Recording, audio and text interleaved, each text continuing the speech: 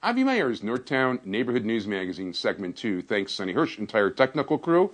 And it is now my pleasure to introduce you to the Republican candidate for Treasurer of the State of Illinois, Christine Radogno. How are you today? I'm fine. Thanks for having me. My pleasure. Thank you. Tell us, well, first of all, it's actually Senator Radogno. So where are you the senator? Well, my district is the 41st district, which comprises parts of Cook, Will, and DuPage County, where they sort of come together. So some of the communities I have are LaGrange, Western Springs, Burr Ridge, Darien, Frankfort, New Lenox, Mokina. So. Okay, very good. And how long have you been state senator? I've actually been in the Senate for 10 years now already. Okay. Time flies. Oh, so actually, okay. And what made you decide you wanted to be treasurer? Well, you know, the time that I have spent in the Senate, I have spent focused very much on budget and fiscal issues. And the reason for that is because when I got to the Senate, I figured out pretty early on that it's all about money. So if you really want to move policy, you better get your arms around the financial portion of it. So I've done a lot of work on the budget and fiscal side of things. So when Treasurer Topinka decided to run for governor, that left an opening in the treasurer spot. And a number of people said, you know, that's really a good opportunity, fits very well with your background and the focus on fiscal issues. So I thought, you know, that's absolutely right, and it's an office that I am interested in because one of the functions, among others, is that the treasurer does get to participate in the discussion of fiscal policy in the state. And while I've liked doing that in the Senate, I'm one of only 59 voices in the Senate, whereas if you're an independently elected constitutional officer, I'm hoping my voice is a little louder. It would definitely be a louder voice, I would think. Now, interestingly enough, because I know that I'm just making sure the stopwatch works that I pressed it. You know, I know that right now the Democratic governor, who I'm not the biggest fan of, basically is accusing the treasurer for everything that's ever happened in terms of spending, even if you haven't voted on it. I mean, so you're not really in charge of appropriating the money if you're the treasurer. You're actually, you account for it, you make sure it's spent properly? Yeah, well, let me tell you a little bit about the office, because, you know, you're absolutely right. People know that Judy Bartopinka is the treasurer, but they don't know much about what the treasurer does. The treasurer invests the state's money. So anytime you would write a check for your driver's license, your fishing license, whatever money you send to the state for any reason, comes into the treasurer's office, and then we invest that money, usually short-term because we turn it around. We need a lot of liquidity because we spend it. So that's one function. The treasurer's office also runs the Bright Start College Savings Program. There's some education programs within the office. The treasurer runs the Cash Dash, which is the unclaimed property division for the state.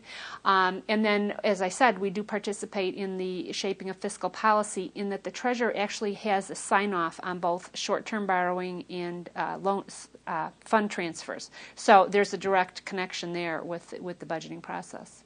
Okay, very good. So that's actually very different because, you know, when I see, well, Rod doesn't tell the truth about much anyway, but, you know, when I see him on TV saying it's like, oh, blame her because money, you know, it doesn't work like that. No, not quite, not quite. So you'd be examining banks or investment opportunities and portfolios, and not to mention there's a fairly sizable staff. Yes, there are about 200 employees in the treasurer's office. The biggest program is the unclaimed property division because there's a lot of work involved in making sure that people get matched back up to their assets. But the division that actually invests money, that's quite an important function, obviously. We always want to be sure we're getting the best return for the taxpayers because any money that we make in interest, of course, is less the taxpayers have to put into the kitty. So we want to make sure we get a good return. We clearly want to be sure that we're protecting the money that we put in. So we want to be pretty conservative. And then we need some pretty good liquidity because, again, we need to be able to spend that money when the bills come due. So there's a number of things that we balance when we look at where to invest the money. Yeah, are there any, what do you see as the major issues in the race right now? I think there's really two issues. One is experience and the other is judgment integrity. My opponent is a young man who has worked for less than 4 years his entire adult life for his family bank, whereas I have 10 years of experience in the Senate, 8 years before that in local government. So I have a pretty good, well-rounded understanding of government, state government in particular, and state government finance especially. I think there's a pretty sharp contrast there. The other issue that has come up and has been pretty widely reported in the press is the issue of some of the loans that my opponent's bank has made that he was in charge of, loans to known felons, people connected with organized crime. And the concern here is when you have a very short history and it's peppered with questionable judgments like that, such as making loans to mobsters, that should raise a lot of questions about who we want to hand the keys to the state treasury over to. Well, there's no question that it has raised a lot of questions, Yeah. and it's, as you said, it's been major newspaper headlines all over Right, the place. right. So yeah, that's definitely something to sink your teeth Yeah, into campaign. yeah, life. and you know, you don't like to talk negatively about your opponent, but you know, I think that is the resume that he's putting out there. So it is germane to the discussion, without a doubt. No, even though it would be unusual, are there actually things like debates for the treasurer's office? I mean, Well, there are, and actually, you know, I have some ideas that we've rolled out. Just to name a few, one would be to expand some of the loan programs within the office.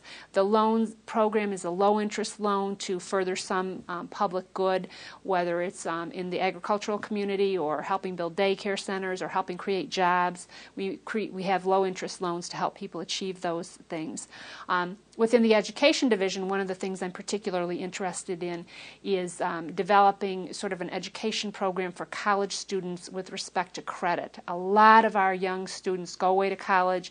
They get way more credit than they can handle because the credit card companies are so aggressive. And then they start out their adult life just drowning in debt. Or the other problem going on in college campuses is internet gambling. And it flourishes because kids have access to too much credit. Oh, that's interesting. I never even thought about that. Yeah, I learned that from some of the university presidents I was chatting with about the issue. Yeah. So, and again, you know, parents, and I'm a parent of college-age kids, we didn't have that kind of inundation of credit, so we're maybe not as well prepared as we'd like to be to help insulate our kids from that. So I think we need to work with the orientation programs in the schools to make sure that young people don't get themselves in trouble. It's very easy. I know people now that were in their 50s. I mean, to date myself, I guess, my friends are still paying off their college loans. Yeah, that's a huge burden. And it is. And, well, a lot of these people went to, the guy I'm thinking in particular, hi there, you know who I'm talking about. We went to law school and the whole shot, so it was an expensive education. Yeah, yeah. But in terms of, so this is really on top of those costs. I mean, people being burdened with those kind of costs early, that's not good. Right, and the credit card companies actually give college students way more credit than they would give a non-college student because they're anticipating that these people will be able to pay it back at some point. But, you know, again, they start out behind the 8 ball. And since there is a financial education division in the treasurer's office, this is not an area that's being addressed. That's one of the proposals that we have to try to build on the things that have gone on in that office. So you would go out and talk to people on campuses or that sort of thing? Right, I've already had some conversations with some of our university presidents and then talked with some experts in the field who are developing curriculums. So what we want to be sure is that we have a curriculum that's appropriate for our students and then hopefully utilize it in freshman orientation, both for parents as well as the students. So this would be at all state universities, and then you would have to go separately to the private ones, but right. I can't imagine that they... They, you know what, they've all been wonderful, and everybody recognizes it's a problem. I mean, anytime you talk about it, they go, oh, wow, like you did, you know, I have a friend, or I know someone that this is an issue for. Yeah, it's funny because I remember when credit cards first came out and they mailed them unsolicited to my father, right. He gathered the whole company, he gathered all of us around the table, took out his scissors, cut them in half, and told us this Smart. is what... I got my first credit card 6 years ago, by the way. I needed it to book airplane flights. Yeah, you almost have to have one. But no, you know what? It's funny because I'm in business, and I find that if I actually have cash, if I actually, when I'm spending money, I actually pay somebody in cash, which I don't do all the time, but every once in a while it's like, okay, this is real money I just spent. Yeah, exactly. Feels different.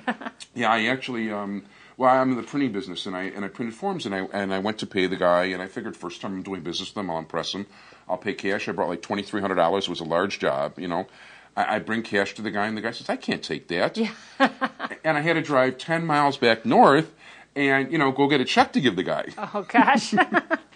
So people are kind of funny along those yes, lines. Yes, but, indeed. It's a nice idea. Now, actually, when I was talking about debate before, I said, actually, was there any talk of a debate? We've had one forum together that was put on by the National Organization of Women Business Owners. Okay. There's a Channel 5 is doing one. Carol Marine is going to be moderating that forum.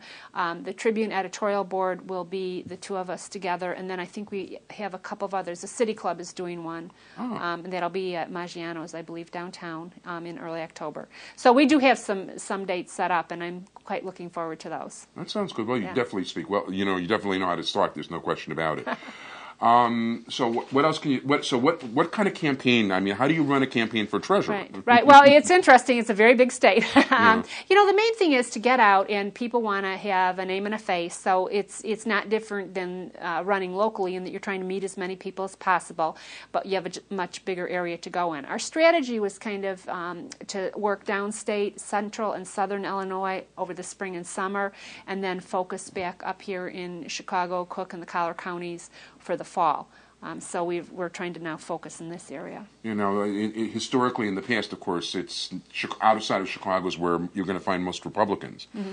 How does it work these days? Are things shifting and all that? Or? I detect some shift, particularly in central and southern Illinois. Interestingly, they're tending to go more Republican, whereas I believe, and there was a Tribune poll recently demonstrating that many people are now identifying themselves more as independents and going away from the label of Republican. So the state is definitely trending Democratic, which is a challenge for me. I'm the Republican candidate. But my hope and my belief in the voters is that they will look at the two candidates and make a choice based on, in this case, I believe to be a pretty dramatic difference between the two of us. Right. And you've also got 12 years of Republicans in the state treasury, right. which has been run very well. Right, it has, and even my opponent has said that. And I do think that people like to have a balance in state government. I mean, I think the best public policy comes out when you have both sides in the mix, kind of contending. You need to accommodate each other then, which I think makes for better public policy. I agree. I always hate if like on a national level, if the whole Congress is Democrat and then the president is too. I'd rather see a definite mix. Let's put it this way. Right. I think that better policy comes out. I think on all levels, quite frankly. No, for sure. There's no question about it. So, I mean, when did you actually start campaigning? Did you have the opposition in the primary? I had no opposition in the primary, which was a luxury. Yeah. So we didn't have to. I really started about in February, and of course, since I'm in the legislature, I spend a lot of the spring in Springfield. So I'm already halfway downstate, which made it much easier to get out to the different events downstate over the spring, and then I just kept that up over the summer. Is it been difficult building a network, or? Well, no, and again, because I'm in the legislature, I have colleagues from all over the state, and they've been just wonderful and gracious. And I have to say, even some of my friends, my Democratic colleagues in the Senate, are encouraging and certainly willing to introduce me around a little bit, even in their own districts. But that goes statewide, which makes it a little easier than if you're starting from scratch. It's good. On an average campaign day, I mean, how many stops would you make in a day? Oh, probably 5 or 6. Part of it depends on how much time I have to travel. I mean, you do spend a lot of time in the car. This morning I started out in Wheeling, and then I came, and I've got 3 events in the city today, and then I'll end up back home in Lamont tonight. So. Well, that's quite a bit of traveling. Right, so, right. Yeah, definitely. I hope you've got the warranty based on time and not on... If people want to contact your campaign, how do they contact your campaign? Well, I'll give you 2 things. I have a website. It's www.radogno, RADOGNO, 2006.com. R-O-D... I'm sorry, you say it again, please. RADOGNO, 2006. Radogno.com. Okay, I'm trying to pronounce that right. Okay, and I'll give you a phone number, too. Okay, sure, you absolutely. can always throw that out there, okay. too. 630-243... I'm sorry, I'm giving the wrong phone number. 630-257-8200. 630... 257-8200. I want to thank you very much, State Senator Christine Radogno, for joining us today. I want to wish you good luck in the election. Thank everybody for joining us. Thanks to my entire technical crew, Sonny Hersh. Stay tuned next week for more politics and more fun all the way up to Election Day. I'm your host, Meyers. Bye-bye, everybody.